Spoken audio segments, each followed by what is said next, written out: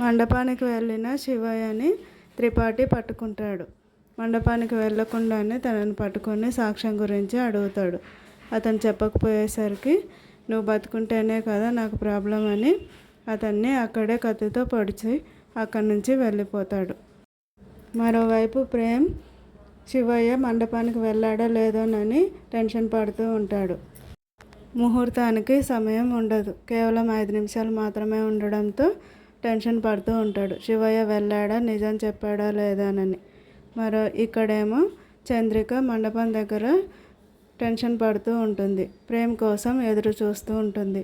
ప్రేమ్ ఎప్పుడు వస్తాడా, ఈ పెళ్ళిని ఎప్పుడు ఆపుతాడా అని. సమయం దగ్గర పడి ముహూర్తానికి టైం అయ్యేసరికి ఇంకా తను ఇచ్చిన మాట నిలబెట్టుకోలేకపోతున్నానని, ఇచ్చిన మాట నిలబెట్టుకోలేనప్పుడు ప్రాణాలతో ఉండలేనని బాధపడుతూ ఉంటుంది. చామంతి ఎందుకు అలా మాట్లాడుతుంది? ఏం జరిగింది? చామంతి విషం తీసుకుందా? ఈ పెళ్ళిని ఆపడానికి తన ప్రాణాలనే పణంగా పెట్టిందా? ఏం జరగబోతుంది?